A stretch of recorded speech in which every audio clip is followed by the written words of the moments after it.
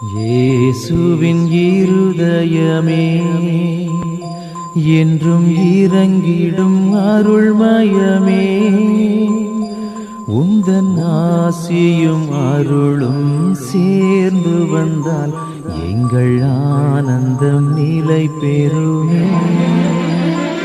இயேசுவின் இருதயமே என்றும் இறங்கிடும் அருள்மயமே, உந்தன் ஆசியும் அருளும் சேர்ந்து வந்தால் எங்கள் ஆனந்தம் நிலை பெறுமே.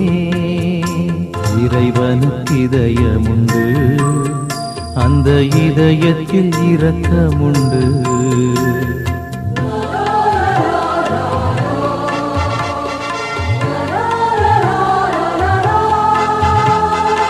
இறைவனுக்கு இதயமுண்டு, அந்த இதயத்தில் இரக்கமுண்டு. என்றும் இறங்கிடும் இறைவன் இருப்பதனால் எங்கள் அனைவருக்கும் மகிழ்ச்சியுண்டு.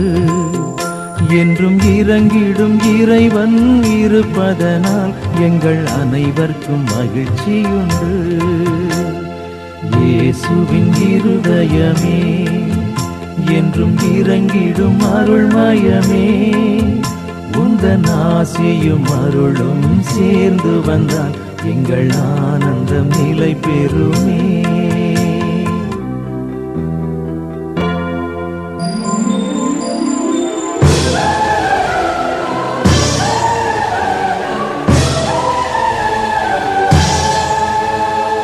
கடவுளின் கருணையுண்டு, அந்த கருணைக்கும் உருவமுண்டு.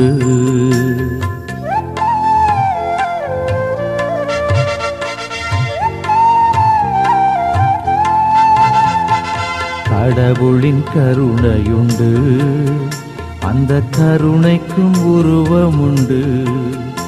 என்றும் உருவத்தில் உயிர் தெழும் உயிரதனால் எங்கள் உள்ளத்தில் உவகையுண்டு. என்றும் உருவத்தில் உயிர் தெழும் உயிரதனால் எங்கள் உள்ளத்தில் உவகையுண்டு. இயேசுவின் இருதயமே என்றும் இறங்கிடும் அருள்மயமே, உந்தன் ஆசியும் அருளும் சேர்ந்து வந்தால் எங்கள் ஆனந்தம் நிலை பெறுமே. இயேசுவின் இருதயமே என்றும் இறங்கிடும் அருள்மயமே, உந்தன் ஆசியும் அருளும் சேர்ந்து வந்தால் எங்கள் ஆனந்தம் நிலை பெறுமே.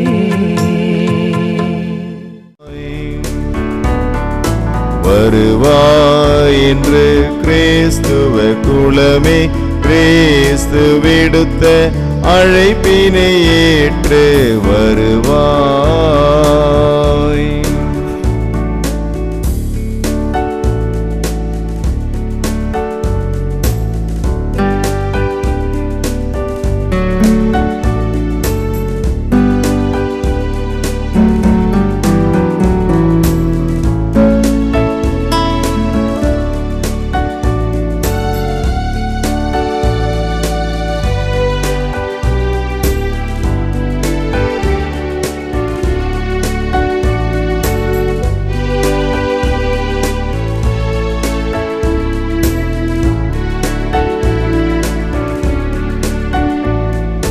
வரிவேத நிறைவாம் வார்த்தை அளிக்கும் விருந்தினை உண்ண விரைவாய் குலமே.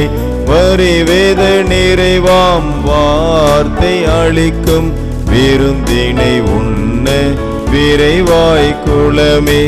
உண்பவரெல்லாம் ஓர் குலமாகி, உண்பவரெல்லாம் ஓர் குலமாகி, உன்னத பழியை உவந்தே செலுத்த வருவாய்.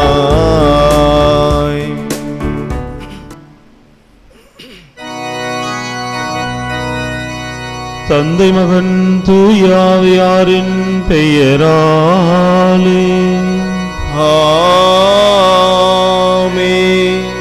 நம் ஆண்டவராகிய இயேசு கிறிஸ்துவின் அருளும் கடவுளின் அன்பும் தூயாவியானவரின் நட்புறவும் உங்கள் அனைவரோடும் இருப்பதாக.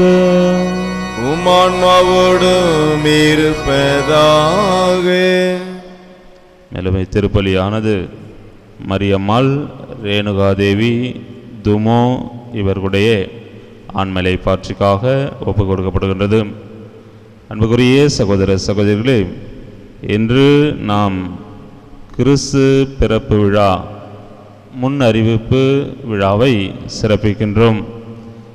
கபிரியேல் தூதர் கன்னி மரியாளுக்கு மங்கள வார்த்தை சொன்ன விழாவாகவும் இந்த நிகழ்வு கொண்டாடப்படுகின்றது.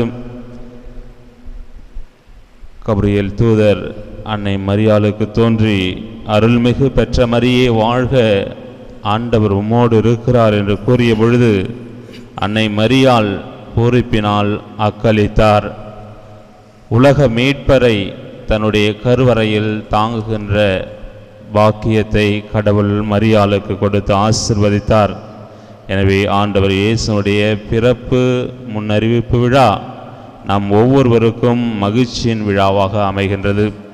எனவே இந்த திருப்பலியிலே ஆண்டவர் இயேசுவிடம் நம்மை ஒப்பு கொடுத்து, குறிப்பாக இதை ஆண்டவரிடம் ஒப்பு கொடுத்து நம்முடைய தேவைகளையும் கருத்துகளையும் இதை ஆண்டவர் நமக்கு தந்தரல வேண்டுமாய் ஜெபிப்போம். எல்லாம் வல்ல இறைவனிடமும் சகோதர சகோதரிகளே, உங்களிடமும் நான் பாவி என்று ஏற்றுக்கொள்கின்றேன். ஏனெனில் என் சிந்தனையாலும் சொல்லாலும் செயலாலும் கடமையில் தவறியதாலும் பாவங்கள் பல செய்தேன். ஏன் பாவமே, ஏன் பாவமே, ஏன் பெரும் பாவமே. ஆகையால் எப்போதும் கன்னியான புனித மரியாளையும் வானதூதர் புனிதர் அனைவரையும் சகோதர சகோதரிகளே உங்களையும் நம் தேவனாகிய ஆண்டவரிடம் எனக்காக வேண்டிக் கொள்ள மன்றாடுகின்றேன். எல்லாம் அல்ல இறைவன் நம் மீது இரக்கம் வைத்து நம் பாவங்களை மன்னித்து நம்ம நிலை வாழ்வுக்கு அழைத்து செல்வாராக. ஆமென்.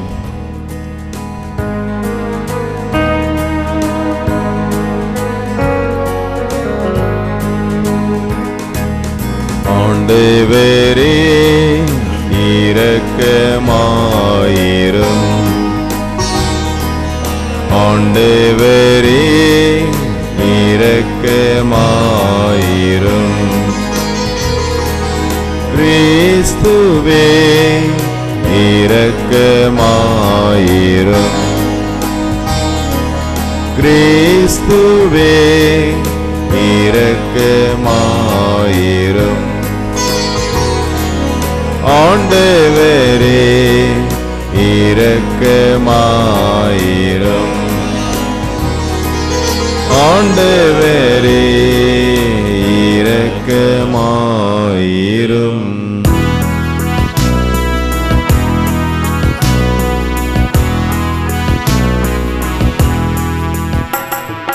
உன்னதங்களிலே கடவுளுக்கு மாட்சி உண்டாகுக. உலகினிலே நன்மனதோர்க்கு அமைதியும் ஆகுக. உம்மை புகழ்கின்றோம், உம்மை வாழ்த்துகின்றோம், உம்மை ஆராதிக்கின்றோம், உம்மை மாட்சிப்படுத்துகின்றோம். உமது மேலான மாட்சிமையின் பொருட்டு உமக்கு நன்றி கூறுகின்றோம். ஆண்டவராகிய இறைவா, வானுலக அரசரே, எல்லாம் வல்ல தந்தையாகிய இறைவா, ஒரே மகனாய் உதித்த ஆண்டவரே இயேசு கிறிஸ்துவே, ஆண்டவராகிய இறைவா, இறைவனின் செம்மறியே, தந்தையின் திருமகனே, உலகின் பாவங்களை போக்குபவரே, எங்கள் மேல் இரக்கமாயிரும்.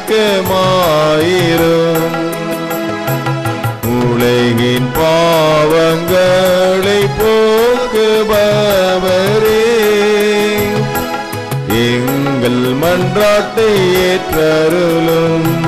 தந்தையின் வலப்பக்கம் வீற்றிருப்பவரே, எங்கள் மேல் இரக்கமாயிரும். ஏனெனில் இயேசு கிறிஸ்துவே நீர் ஒருவரே தூயவர், நீர் ஒருவரே ஆண்டவர், நீர் ஒருவரே உன்னதர். தூய ஆவியாரோடு தந்தையாகிய இறைவனின் மாட்சிமையில் இருப்பவர் நீரே.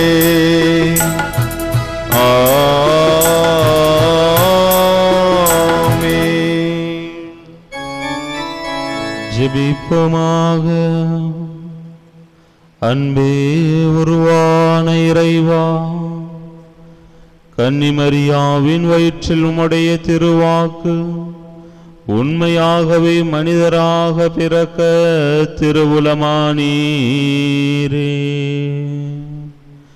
அதனால் எங்கள் மீட்பர் கடவுளும் மனிதனமாக இருக்கிறார் என்ற அறிக்கையிடும் நாங்கள் அவருடைய இறை இயல்பிலும் பங்கேற்பாளர்களாக தகுதி பெற எங்களுக்கு அருள் புரிவீராக. உம்மோடு தூய ஆவியானவரின் ஒன்றிப்பில் இறைவனாய் என்றென்றும் வாழ்ந்து ஆட்சி செய்கின்ற அவர் வழியாக உம்மை மன்றாடுகிறோம். ஆமென்.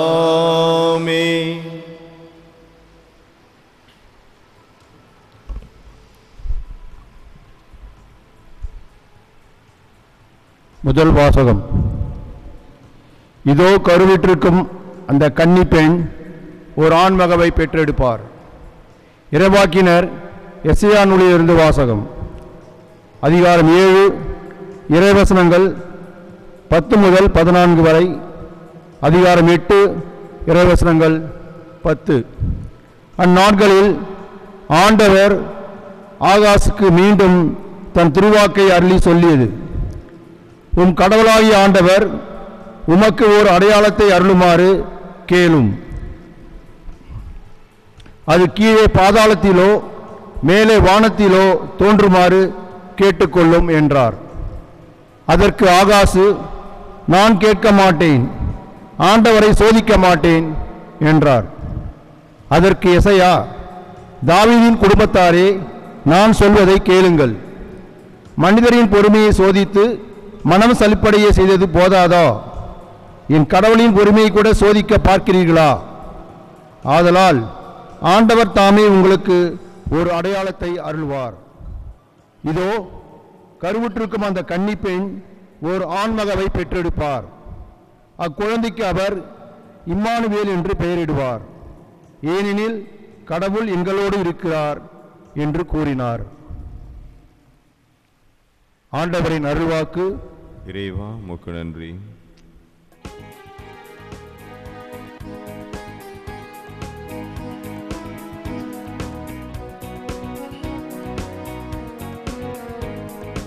இறைவா இதவும் திருவுளம் நிறைவேற்ற நான் வருகின்றேன். இறைவா இதவும் திருவுளம் நிறைவேற்ற நான் வருகின்றேன்.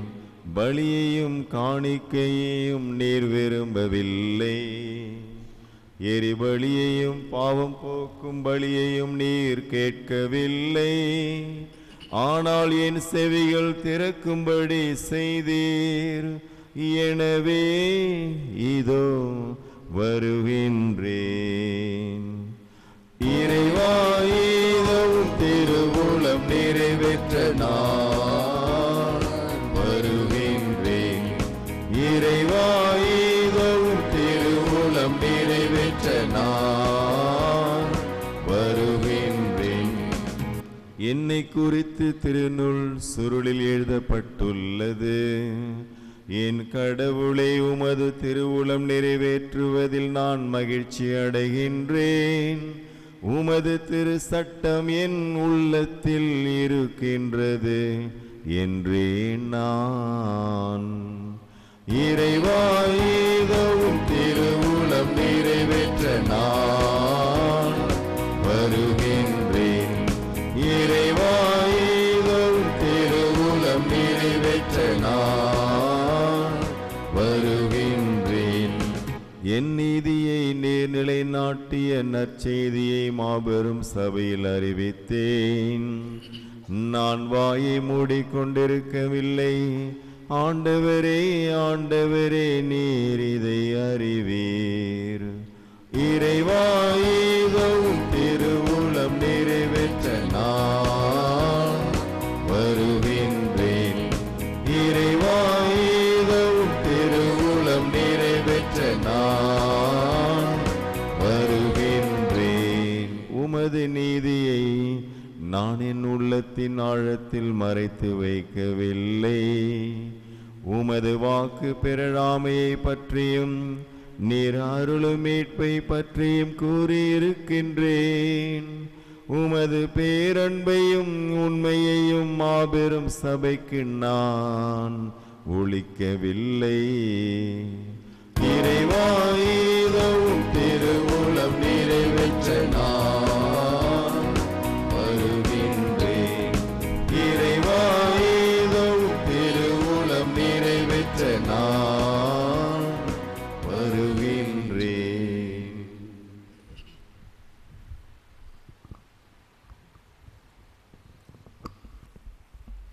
இரண்டாம் வாசகம். என் கடவுளே, உமது திருவுளத்தை நிறைவேற்ற இதோ வருகின்றேன். எபிரேயருக்கு எழுதப்பட்ட திருமுகத்திலிருந்து வாசகம். அதிகாரம் 10, இறை வசனங்கள் 4 முதல் 10 முடிய. சகோதர சகோதரிகளே, காளைகள், வெள்ளாட்டு கிடாய்கள் இவற்றின் இரத்தம் பாவங்களை போக்க முடியாது. அதனால்தான் கிறிஸ்து உலகிற்கு வந்தபோது பலியையும் காணிக்கையும் நீர் விரும்பவில்லை, ஆனால் ஓர் உடலை எனக்கு அமைத்து தந்தீர். எரி பலிகளும் பாவம் போக்கும் பலிகளும் உமக்கு உகந்தவை அல்ல. எனவே நான் கூறியது, என் கடவுளே, உமது திருவுளத்தை நிறைவேற்ற இதோ வருகின்றேன். என்னை குறித்து திருநூல் சுருளில் எழுதப்பட்டுள்ளது என்கிறார். திருச்சட்டப்படி செலுத்தப்பட்ட போதிலும் நீர் பலிகளையும் காணிக்கைகளையும் எரி பலிகளையும் பாவம் போக்கும் பலிகளையும் விரும்பவில்லை. இவை உமக்கு உகந்தவை அல்ல என்று அவர் முதலில் கூறுகிறார். பின்னர் உமது திருவுளத்தை நிறைவேற்ற இதோ வருகின்றேன் என்கிறார். பின்னையதை நிலைக்கச் செய்ய முன்னையதை நீக்கிவிடுகிறார். இந்த திருவுளத்தால் தான் இயேசு கிறிஸ்து ஒரே ஒரு முறை தம் உடலை பலியாக செலுத்தியதன் மூலம் நாம் தூயவராகப்பட்டிருக்கிறோம். ஆண்டவரின் அருள்வாக்கு. இறைவா, உமக்கு நன்றி.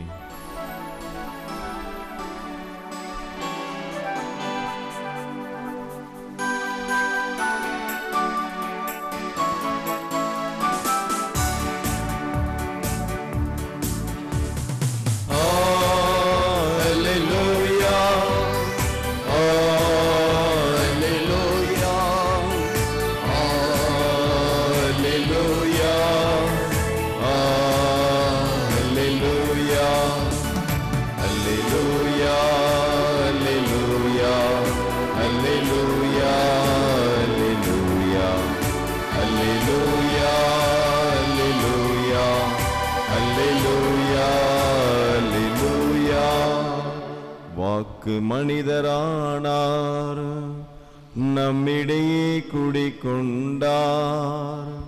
அவரது மாட்சியை நாங்கள் கண்டோம். அல்லேலூயா, அல்லேலூயா.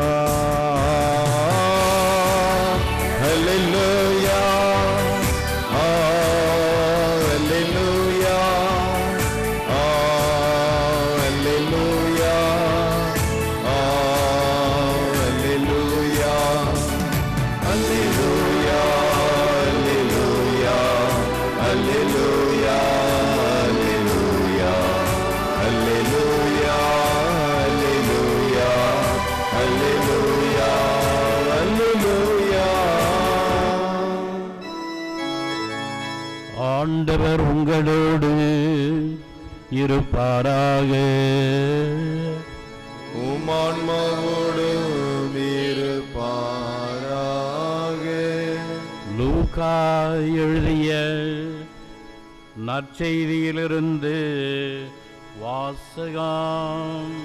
ஆண்டவரே, மாட்சி உமக்கே.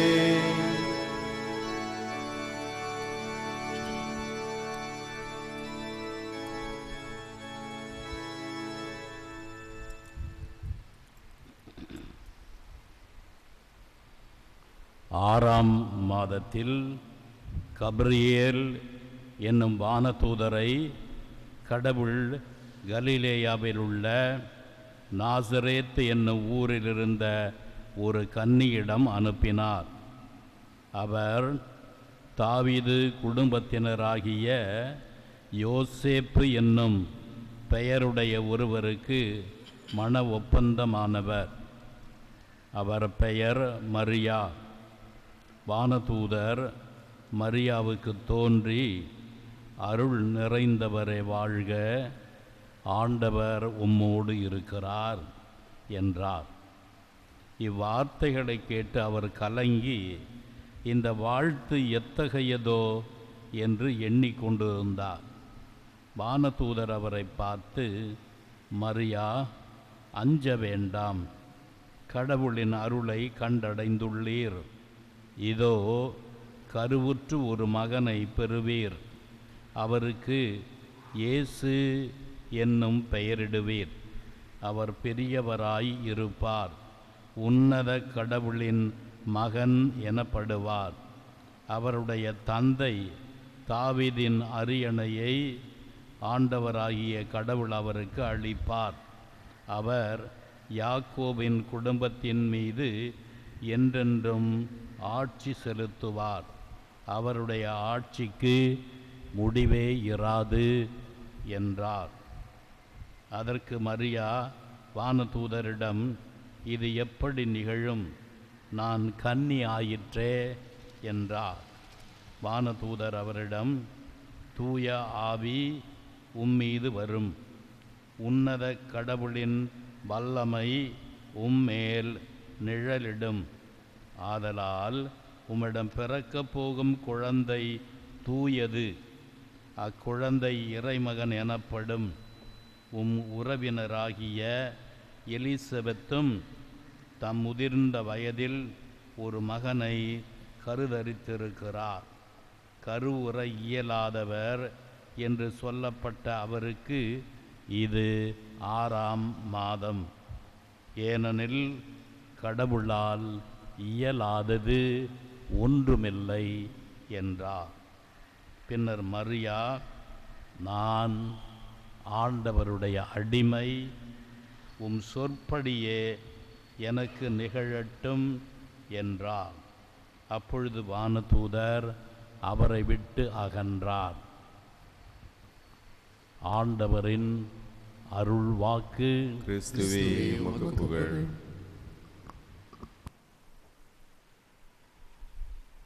அன்புக்குரிய சகோதர சகோதரிகளே, இயேசு பிறப்பதற்கு சுமார் 500 ஆண்டுகளுக்கு முன்னால் அசீரிய மன்னன் இஸ்ராயல் நாட்டின் மீது படையெடுத்து வந்தான். அப்பொழுது ஆகாசு இஸ்ராயல் மன்னன் 2 காரியங்களை செய்தான். ஒன்று, எகிப்து நாட்டு மன்னனோடு உடன்படிக்கை செய்து கொண்டு அசீரியாவை எதிர்க்க திட்டமிட்டான். இரண்டாவதாக, போர் மூண்டால் மிக முக்கியமான உணவு, தண்ணீர் இவைகளை எதிரிகள் தடுப்பார்கள். எனவே எருசலேமுக்கு குடிநீர் வருகின்ற வாய்க்காலை அவர் வெட்டுகிறார். அந்நிய நாட்டு அரசனோடு உடன்படிக்கை செய்து கொண்டார். வாய்க்காலை வெட்டி குடிநீர் வருவதற்கான ஏற்பாடுகளை செய்தார். இறைவாக்கினர் சொல்லுகிறார், நீ கடவுளை நம்பு,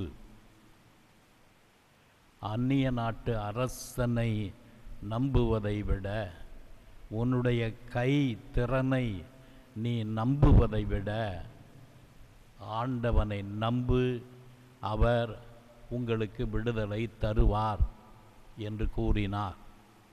ஆனால் ஆகாஸ் மன்னனுக்கு அதில் நம்பிக்கை இல்லை. கடவுளை நம்பி இருந்தால் எதிரி வந்து நம் மீது படையெடுத்து சண்டை போடும் போது நாம் மடிந்து போவோம். எனவே நம்மால் ஆனதை, நம் கையால் முடிந்ததை நாம் செய்ய வேண்டும் என்று சொல்லி பக்கத்து நாட்டு மன்னனோடு உடன்படிக்கை செய்து கொண்டான். அவனோடு சேர்ந்து அசீரியாவை எதிர்த்து போராட திட்டமிட்டிருந்தான். அடுத்ததாக எருசலேமுக்கு வருகின்ற குடிநீரை எதிரிகள் தடுத்துவிடக்கூடாது. குடிநீர் இல்லை என்றால் அவர்கள் அடிபணிவார்கள்.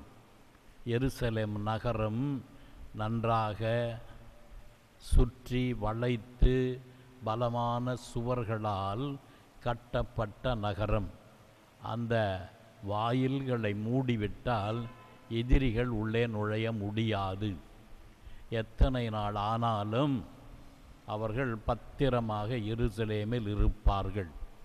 எனவே ஆண்டவனை நம்பாமல் அடுத்த நாட்டு அரசனையும் தன்னுடைய கை திறனையும் ஆகாசு நம்புகிறான். எனவே அந்த வாய்க்காலை, குடிநீர் வாய்க்காலை வெட்டுகின்ற பணி நடந்து கொண்டிருக்கிறது. அங்கே ஆகாசு சென்று மேற்பார்வை செய்து கொண்டிருக்கின்றார். அந்த சூழலில் இறைவாக்கினர் ஏசாயா சென்று அவரிடத்தில் சொல்லுகிறார், உன் கடவுளாகிய ஆண்டவர் உனக்கு அடையாளத்தை அருளுமாறு கேளும். அது கீழே பாதாளத்திலேயோ மேலே வானத்திலேயோ தோன்றுமாறு கேட்டுக்கொள்ளும் என்றார். அதற்கு அந்த மன்னன் நாசுக்காக சொல்லுகிறான், நான் கேட்க மாட்டேன். ஏன் கேட்க மாட்டேன்? ஆண்டவரை சோதிக்க மாட்டேன். ஆண்டவர் மேலே நம்பிக்கை இல்லை. ஆனால் என்ன சொல்கிறாரு இந்த அரசர், கடவுளை நான் சோதிக்க மாட்டேன், நான் அடையாளம் கேட்க மாட்டேன் என்று சொல்லுகிறார். அதையும் மீறி ஏசாயா சொல்லுகிறார், தாவீதின் குடும்பத்தாரே, நான் சொல்வதை கேளுங்கள். மனிதரின் பொறுமையை சோதித்து மனம் சலிப்படைய செய்தது போதாதா? என் கடவுளின் பொறுமையையும் கூட சோதித்து பார்க்கிறீர்களே. ஆனால் ஆண்டவர் தாமே உங்களுக்கு ஒரு அடையாளத்தை அருளுவார். கடவுள் வலிய வந்து அடையாளம் கேட்க மாட்டேன் என்று சொன்ன மன்னனுக்கு அவரே வலிய வந்து அடையாளத்தை கொடுக்கிறார். என்ன அடையாளம்? இதோ கருவுற்றிருக்கும் அந்த கன்னி பெண் ஓர் ஆண் மகனை பெற்றெடுப்பார். குழந்தைக்கு அவர் இம்மானுவேல் என்று பெயரிடுவார். ஏனெனில் கடவுள் எங்களோடு இருக்கிறார். இம்மானுவேல் என்றால் கடவுள் நம்மோடு இருக்கிறார். பாருங்கள், ஏசாயா இறைவாக்கினர் ஆகாசுக்கு இந்த கடவுளுடைய அடையாளத்தை தருகிறார். என்ன அடையாளம்?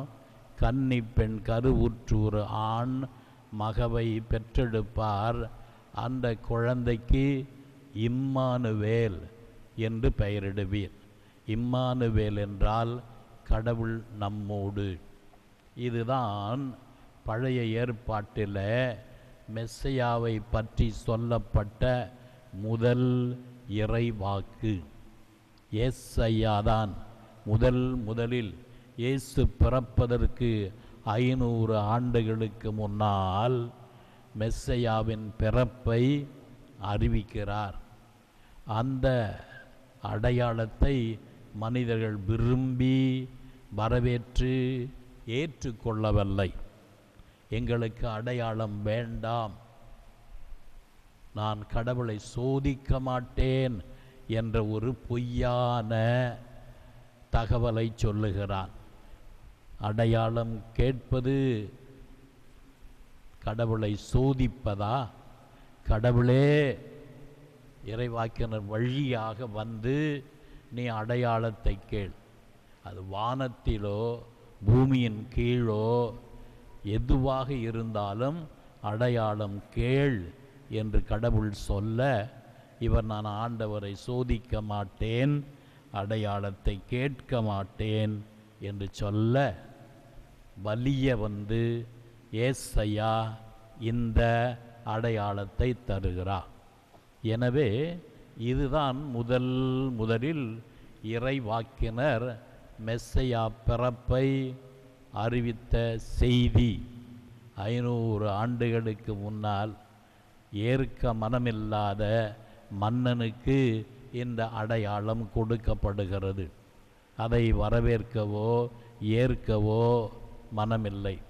அதனால் இந்த இறைவாக்கை எந்த அளவுக்கு இவர்கள் உதாசீனப்படுத்தினார்கள் என்பதை நாம் தெரிந்து கொள்ள வேண்டும். விரும்பி இவர்கள் கேட்டிருந்தால் அதை ஏற்றுக்கொண்டிருப்பார்கள், நினைவில் வைத்திருப்பார்கள், அது எப்போது நிறைவேறும் என்று காத்திருப்பார்கள். ஆனால் இப்பொழுது அதை பற்றி அக்கறையே இல்லை.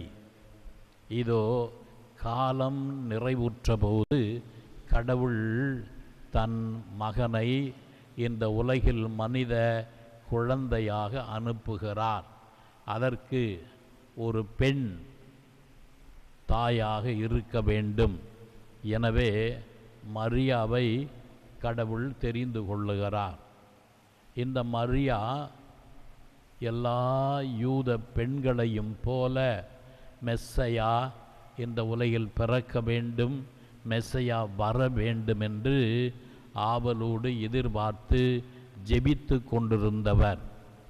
அவரிடத்தில் கடவுளுடைய தூதர் வந்து கூறுகிறார், மரியா, அருள் மிக பெற்றவர் நீர், ஆண்டவர் உம்மோடு இருக்கிறார். முதல் வாழ்த்து, அருள் மிக பெற்றிருக்கிறேன். ஏன்? ஆண்டவர் உங்களோடு இருக்கிறார். இந்த வாழ்த்து பழைய ஏற்பாட்டில் யூதர்கள் அடிக்கடி ஒருவரை பார்த்து சொல்வார்கள், ஆண்டவர் உங்களோடு இருக்கிறார். அதனால்தான் திருப்பலியில் கூட இந்த வாழ்த்தை குருவானவர் மக்களை பார்த்து சொல்லுகிறார், ஆண்டவர் உங்களோடு இருப்பாராக. எனவே கடவுள் உன்னோடு இருக்கிறார். அதனால் நீர் அருள் மிக பெற்றவராய் இருக்கிறீர் என்று கூறுகிறார். அதை கேட்ட உடனே மரியா மனதிற்குள் சிந்திக்கிறார், இந்த வாழ்த்தினுடைய பொருள் என்ன என்று அவர் சிந்தித்து, வானதூதர் அப்பொழுது அவரை பார்த்து, அஞ்ச வேண்டாம், கடவுள் அருளை அடைந்துள்ளீர், இதோ கருவுற்று ஒரு மகனை பெறுவீர், அவருக்கு இயேசு என்னும் பெயரிடுவீர். இயேசு என்றால் மீட்பர் என்று பெயர். எனவே வானதூதர் இயேசு என்னும் பெயரிடுவீர் என்று கூறுகிறார். அடுத்ததாக 2வது கட்டத்தில் மரியா இது எங்கனம் நிகழும், இது நடக்குமா நடக்காதா என்ற சந்தேகம் மரியாவுக்கு இல்லை. மாறாக ஒரு தடை இருக்கிறது. நான் இப்பொழுது திருமணம் ஆகாதவன், இன்னும் திருமண ஒப்பந்தம் கூட நடைபெறவில்லை. அப்படி இருக்க நான் எவ்வாறு குழந்தையை பெற்றெடுக்க முடியும்? இது எவ்வாறு நடக்கப் போகிறது? கடவுள் திட்டம் என்ன என்று அவர் வினவுகிறார். இது எங்கனம் எப்படி நிகழும்? நான் கன்னி ஆயிற்றே என்று கேட்கிறார். வானதூதர் அடுத்தது அதற்கான விளக்கத்தை தருகிறார். மூன்றாவதாக, தூய ஆவி உம்மீது வரும், உன்னத கடவுளின் வல்லமை உம்மேல் நிழலிடும். ஆதலால் உம்மிடம் பிறக்கப் போகும் குழந்தை தூயது, அது இறை மகன் எனப்படும். வானதூதர் தெளிவாக சொல்லுகிறார், தூய ஆவியார் உம்மீது இறங்கி வருவார். வானதூதர் தெளிவாக சொல்லிவிட்டார். ஆனாலும் இன்னும் அது தெளிவுபடவில்லை. ஏனென்றால் இதுவரைக்கும்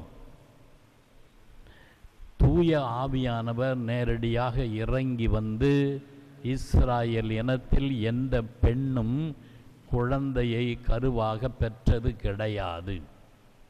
அப்படி ஒரு நிகழ்வு நடந்ததை கேள்விப்பட்டதும் இல்லை, பார்த்ததும் இல்லை. அதனால் என்னதான் விளக்கம் கொடுத்தாலும் அதில் ஒரு சிக்கல் இருக்கிறது. எப்படி தூய ஆவியானவர் இறங்கி வருவார்? எப்படி நான் கருவுறுவேன்? இப்படி நமது சமுதாயத்தில் இதுவரை நடந்ததில்லையே என்று மரியா தனக்குள் சிந்திக்கிறார். ஆனால் அந்த வானதூதர் கொடுத்த விளக்கத்தை ஏற்றுக்கொள்ளுகிறார். ஏதோ என்னிடத்தில் தூய ஆவியானவர் இறங்கி வரப்போகிறார், தூய ஆவியானவர் எனக்குள் செயலாற்றப் போகிறார். அந்த தூய ஆவியின் செயலால் நான் ஒரு குழந்தையை கருதரிக்கப் போகிறேன். அந்த குழந்தை இறை குழந்தை. இதை மட்டும் மரியா புரிந்து கொண்டார். ஆனால் எப்படி நடக்கப் போகிறது என்பதை பற்றி அவருக்கு கவலை இல்லை. எப்படி நடந்தாலும் நடக்கட்டும், என்னில் தூய ஆவியானவர் இறங்கி வரப்போகிறார். என்னுடைய உதரத்தில் இறை மகன் கருவுற இருக்கிறார். நான் பெற்றெடுக்கிற குழந்தை கடவுளின் மகன், கடவுளின் குழந்தை. எதற்கும் நான் தயார். நான்காவதாக மரியா கூறுகிறார், நான் ஆண்டவருடைய அடிமை, உமது சொற்படியே எனக்கு நிகழட்டும். ஆம், அடிபணிகின்றார். மரியா ஆம் என்று சொன்ன அந்த நேரத்திலேயே கடவுளுடைய மீட்பு திட்டம் தொடங்குகிறது. கடவுளின் தாயாக இவர் மாறுகிறார். தூய ஆவியானவரும் அவரை நிரப்புகிறார். அந்த நேரத்திலேயே அவர் தூய ஆவியால் ஆட்கொள்ளப்பட்டு இறை மகனை கருவாக பெற்றுக்கொள்ளுகிறார். ஆகவே இந்த நேரம் மீட்பின் தொடக்க நேரம். மரியா மட்டும் ஆம் என்று சொல்லவில்லையானால் மீட்பு வரலாறு வேறு வழியாக நடந்திருக்கும். ஆனால் மரியாவினுடைய ஒத்துழைப்பை நாம் நினைத்து பார்க்க வேண்டும். இந்த ஒரு முடிவை எடுப்பதற்கு எவ்வளவு பெரிய போராட்டத்தை அவர் தனது மனதில் மேற்கொண்டார் என்பதை சிந்திக்க வேண்டும். நாம் வாசிக்கிற போது இது ஏனோ தானோ என்று வெகு எளிதாக நடந்ததாக நினைக்கிறோம்.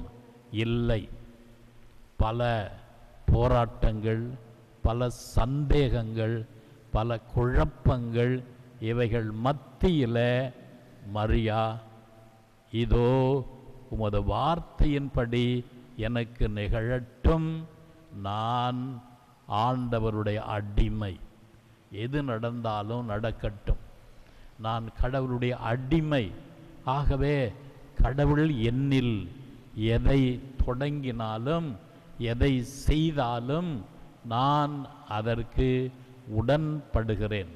ஆனால் இது எவ்வாறு நிகழும் என்பது படிப்படியாக அவ்வளவு தெளிவாக எனக்கு தெரியவில்லை. இருப்பினும் நான் ஏற்றுக்கொள்ளுகிறேன். இதுதான் அன்னை மரியாளுடைய விசுவாசம்.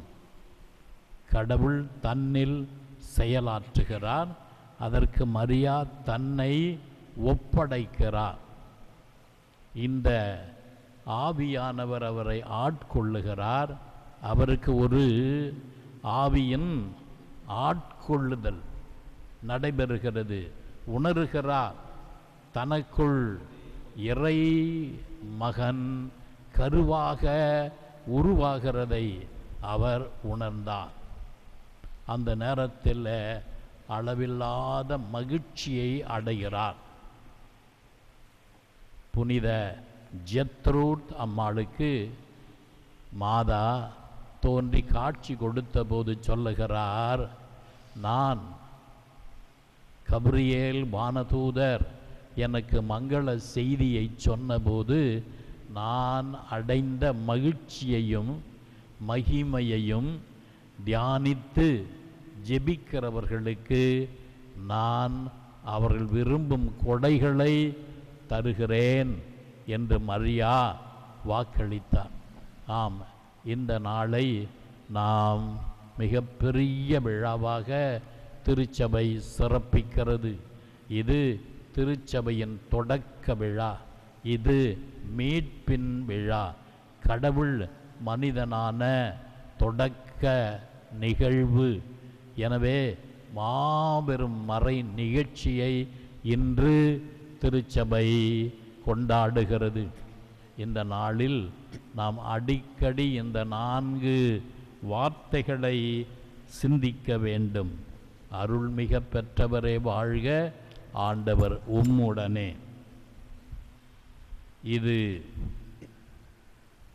இதோ கடவுளின் அருளை அடைந்துள்ளீர், தூய ஆவி உம்மீது வரும், உன்னத கடவுளின் வல்லமை உம்மேல் நிழலிடும், ஆதலின் பிறக்கும் குழந்தை தூயது இறைமகன் என்று அழைக்கப்படும். இது எங்கனம் நிகழும்.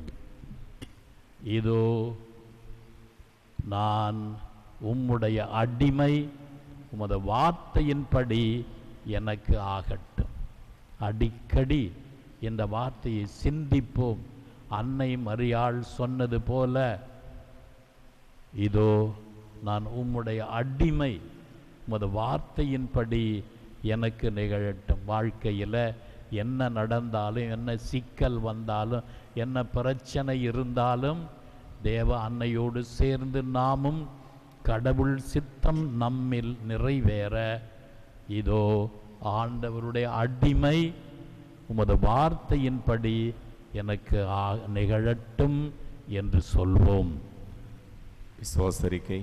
விண்ணகத்தையும் மண்ணகத்தையும் படைத்த எல்லாமல்ல தந்தையாகிய கடவுளை நம்புகின்றேன். அவருடைய ஒரே மகனாகிய நம் ஆண்டவர் இயேசு கிறிஸ்துவை நம்புகின்றேன். இவர் தூய ஆவியினால் கருவுற்று கன்னிமரியாமிடத்து பிறந்தார். முந்தைய பிலாத்தின் அதிகாரத்தில் பாடுபட்டு சிலுவையில் அறையப்பட்டு இறந்து அடக்கம் செய்யப்பட்டார். பாதாளத்தில் இறங்கி 3ஆம் நாள் இறந்திருந்த உயிர்த்தெழுந்தார். விண்ணகத்துக்கு எழுந்தருளி எல்லாமல்ல தந்தையாகிய கடவுளின் வலப்பக்கத்தில் வீற்றிருக்கின்றார். அங்கிருந்து வாழ்வோருக்கும் இறந்தோருக்கும் தீர்ப்பு வழங்க வருவார். தூய ஆவியாரை நம்புகின்றேன்.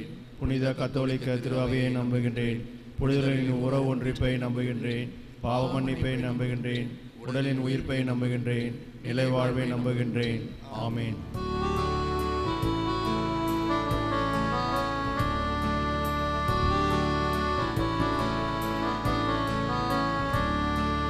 உன் திரு உள்ளம் நிறைவேற்ற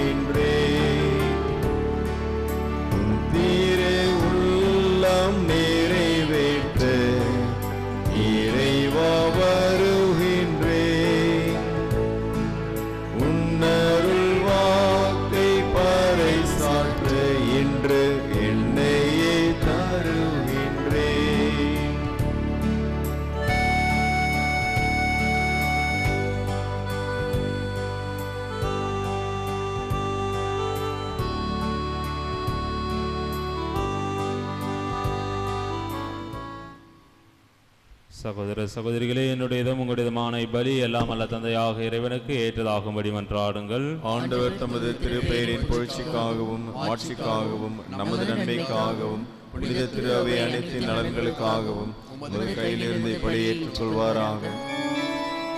எல்லாம் வல்ல இறைவா, உம் திரு அவையின் காணிக்கையை உளம் கனிந்து ஏற்றருளும். அதனால் ஒரே திருமகன் மனிதரான மறை நிகழ்ச்சியை திரு அவை தனது தொடக்கம் என உணர்ந்து இப்பெருவிழா மறை நிகழ்வை மகிழ்ச்சியோடு கொண்டாட செய்வீராக. எங்கள் ஆண்டவராகிய கிறிஸ்து வழியாக உம்மை மன்றாடுகிறோம். ஆமென். ஆண்டவர் உங்களோடு இருப்பாராக. உம் ஆன்மாவோடும் இருப்பாராக. இதயங்களை மேலே எழுப்புங்கள். ஆண்டவரிடம் எழுப்பி உள்ளோம். நம் இறைவனாகிய ஆண்டவருக்கு நன்றி கூறுவோம். அது தகுதியும் நீதியுமானதே. ஆண்டவரே, தூயவரான தந்தையே, என்றும் உள்ள எல்லாம் அல்ல இறைவா, எங்கள் ஆண்டவராகிய கிறிஸ்து வழியாக எந்நாளும் எவ்விடத்திலும் நாங்கள் உமக்கு நன்றி செலுத்துவது மெய்யாகவே தகுதியும் நீதியுமாகும், எங்கள் கடமையும் மீட்புக்குரிய செயலுமாகும். கிறிஸ்து மனிதரிடையே மனிதர்களுக்காக பிறப்பார் என்று வானதூதர் அறிவித்த நற்செய்திக்கு கன்னிமரியா நம்பிக்கையோடு செவிசாய்த்தார். தூய ஆவியின் வல்லமை நிழலிட்டதால் கன்னிமரியா கிறிஸ்துவை தமது திருவயிற்றில் அன்போடு கருத்தாங்கினார். இவ்வாறு இஸ்ராயல் மக்களுக்கு நீர் அளித்த வாக்குறுதிகள் உண்மையாகவே நிறைவேறின என்றும் உலக மாந்தரின் எதிர்பார்ப்பும் சொல்லற்கரிய முறையில் நிறைவேறும் என்றும் விளங்க செய்தீர். அவர் வழியாக உமது மாண்பை வானதூதர்கள் அணிகள் வழிபடுகின்றன. உம் திருமுன் எக்காலத்தும் மகிழ்கின்றன. அவர்களோடு எங்கள் குரலையும் சேர்த்து கொள்ளுமாறு நாங்கள் உம்மை தாழ்மையுடன் இறைஞ்சி புகழ்ந்து பாடுவதாவது: தூயவர் தூயவர் தூயவர், வான்படைகளின் கடவுளாம் ஆண்டவர். விண்ணகமும் மண்ணகமும் உமது மாட்சியால் நிறைந்துள்ளன. உன்னதங்களிலே ஓசானா. ஆண்டவர் பெயரால் வருகிறவர் ஆசீர் பெற்றவர். உன்னதங்களிலே ஓசானா. ஆண்டவரே, நீர் மெய்யாகவே தூயவர், தூய்மை அனைத்துக்கும் ஊற்று. ஆகவே உம்முடைய ஆவியை பொழிந்து இக்காணிக்கைகளை தூய்மைப்படுத்த உம்மை வேண்டுகின்றோம். இவ்வாறு எங்கள் ஆண்டவர் இயேசு கிறிஸ்துவின் உடலும் இரத்தமுமாக எங்களுக்கு இவை மாறுபனவாக. அவர் பாடுபட உளம் கனிந்து தம்மை கையளித்த பொழுது அப்பத்தை எடுத்து நன்றி செலுத்தி அதை பிட்டு தம் சீடர்களுக்கு அளித்து கூறியதாவது: அனைவரும் இதிலிருந்து பெற்று உண்ணுங்கள், ஏனெனில் இது உங்களுக்காக கையளிக்கப்படும் என் உடல்.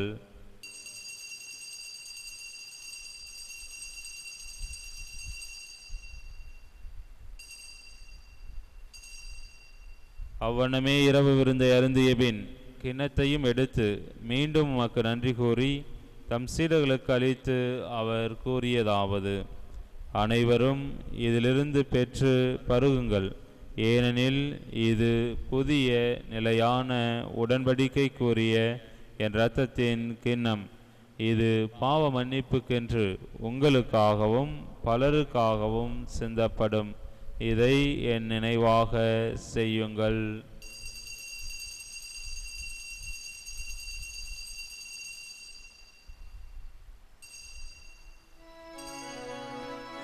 நம்பிக்கையின் மறைபொருள். ஆண்டவரே, நீர் வருமளவும் உமது இறப்பினை அறிக்கையிடுகின்றோம், உமது உயிர்ப்பினையும் எடுத்துரைக்கின்றோம். ஆகவே ஆண்டவரே, நாங்கள் கிறிஸ்துவின் இறப்பினையும் உயிர்ப்பினையும் நினைவு கூர்ந்து வாழ்வு தரும் அப்பத்தையும் மீட்பளிக்கும் கிண்ணத்தையும் உமக்கு ஒப்புக் கொடுக்கின்றோம். உம் திருமணன்று உமக்கு ஊழியம் புரிய தகுந்தவர்கள் எங்களை ஏற்றுக்கொண்டீர். எனவே உமக்கு நன்றி செலுத்துகின்றோம். மேலும் கிறிஸ்துவின் உடலிலும் இரத்தத்திலும் பங்கு கொள்ளும் எங்களை தூய ஆவியார் ஒன்று சேர்க்க வேண்டுமென உம்மை தாழ்மையுடன் மன்றாடுகின்றோம்.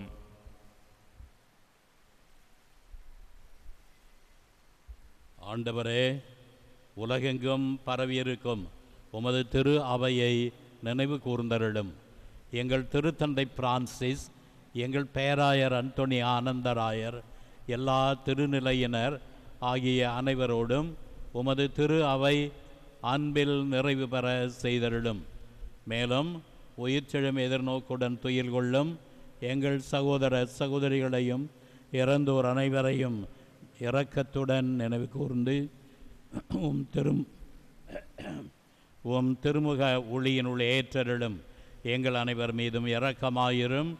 கடவுளின் கன்னித்தாயான புனித மரியா, அவரது கணவரான புனித யோசேப்பு, புனித திருத்தூதர்கள், இவ்வுலகில் உமக்கு உகந்தவராயிருந்தோர் ஆகிய புனிதர் அனைவருடனும் நாங்கள் நிலைவாழ்வில் பங்கு கொள்ளும் தகுதி பெற்று உம் திருமகன் இயேசு கிறிஸ்து வழியாக உம்மை புகழ்ந்தேத்தும் வரம் அருள உம்மை மன்றாடுகிறோம்.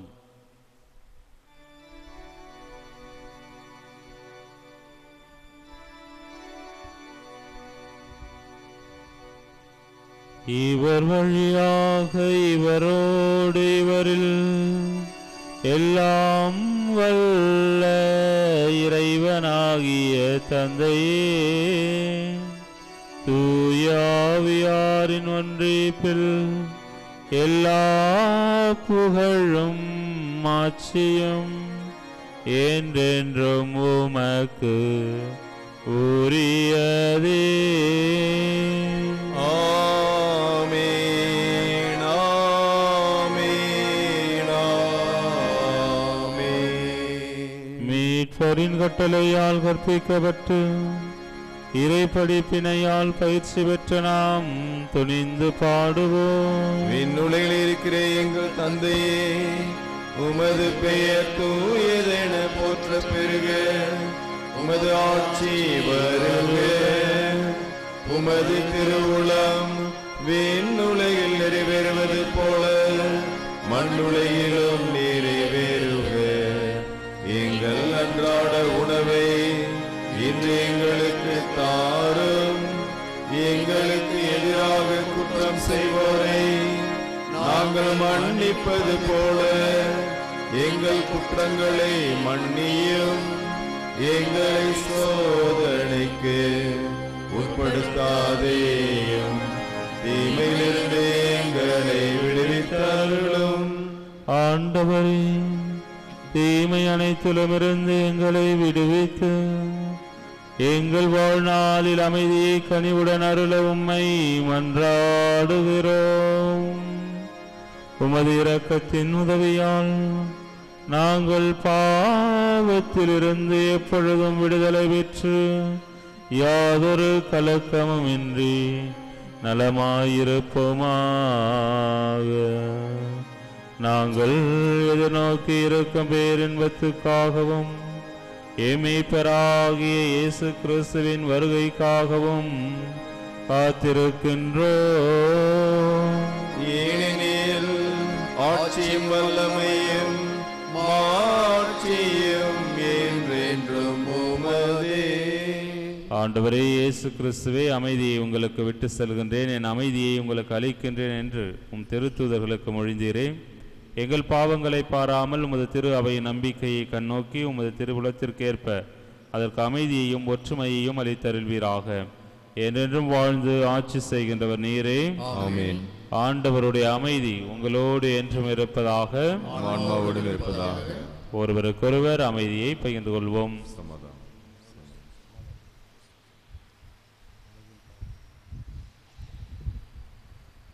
உலகின் பாவங்களை போக்கும் இறைவனின் செம்மறி, எங்கள் மேல் இரக்கமாயிரும். உலகின் பாவங்களை போக்கும் இறைவனின் செம்மறி, எங்கள் மேல் இரக்கமாயிரும். உலகின் பாவங்களை போக்கும் இறைவனின் செம்மறி, எங்களுக்கு அமைதியை அளித்தருளும்.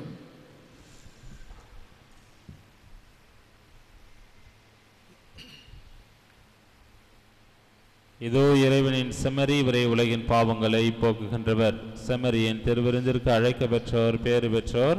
ஆண்டவரே, எங்கள் இல்லத்தில் எழுந்து வர நான் தகுதியற்றவன், ஆனால் ஒரு வார்த்தை மட்டும் சொல்லியருளும், எனது ஆன்மா நலமடையும்.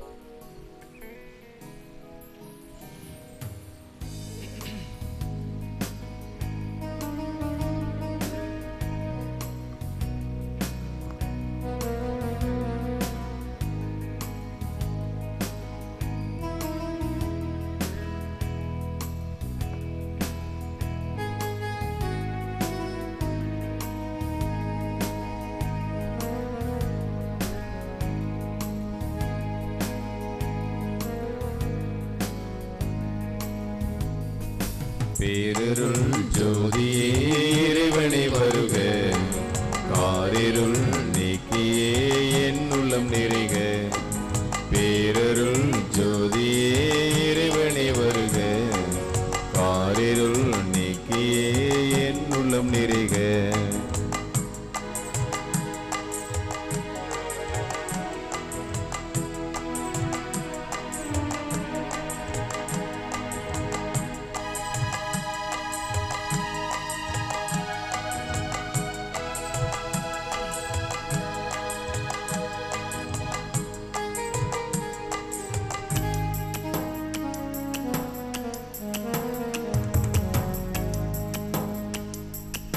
இறைக்குளம் போற்றிடும் இறைவனே வருக, இன்னருள் கேட்கிறேன் இறங்கியே தருக. இறைக்குளம் போற்றிடும் இறைவனே வருக, இன்னருள் கேட்கிறேன் இறங்கியே தருக. மாமரை தலைவனே மன்னவா வருக, மாமரை தலைவனே மன்னவா வருக. பணிந்து நான் கேட்கிறேன் மகிழ்ச்சியை தருக. பேரருள் ஜோதியே இறைவனே வருக, காரிருள் நீக்கியே என் உள்ளம் நிறைக. பேரருள் ஜோதியே இறைவனே வருக, காரிருள் நீக்கியே என் உள்ளம் நிறைக.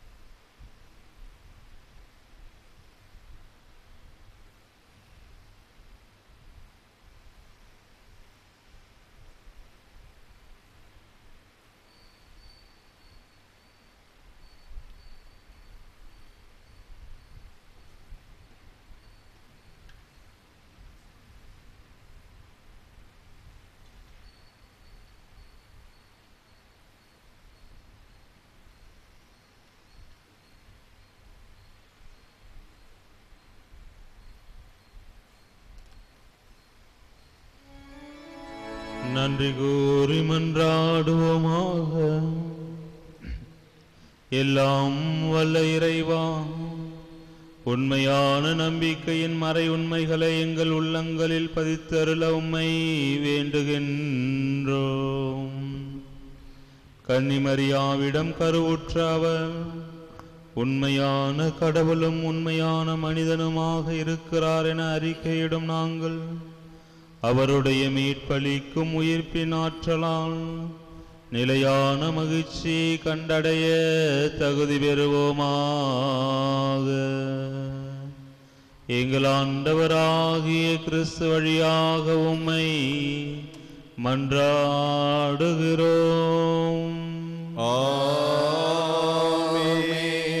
ஆண்டவர் உங்களோடு இருப்பாராக. ஆன்மாவோடும் இருப்பாராக.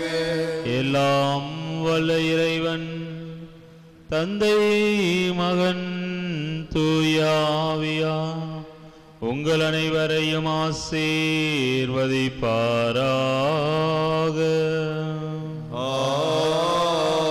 ஆமென். சென்று வாழுங்கள், திருப்பலி நிறைவேறிற்று.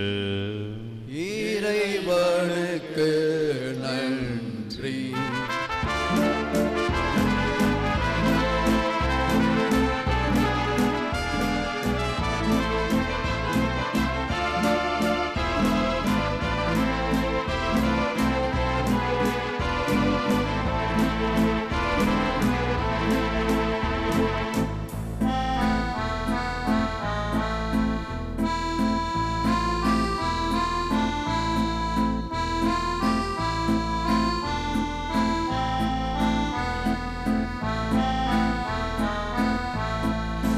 சதா சகாய மாதா, சதா சகாயம் செய்யும் மாதா, தினந்தோறும் யாரும் வேண்டி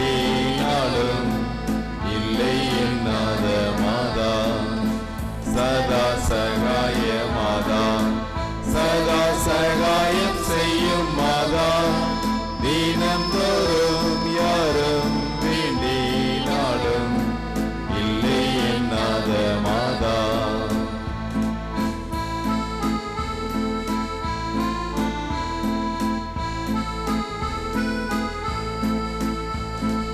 ஆதிபிதா ஆண்டவரின் அன்பான புத்திரியே,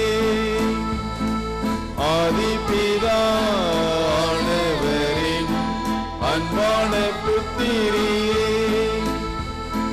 ஜோதி சுடர் தேவன் திரு தாயான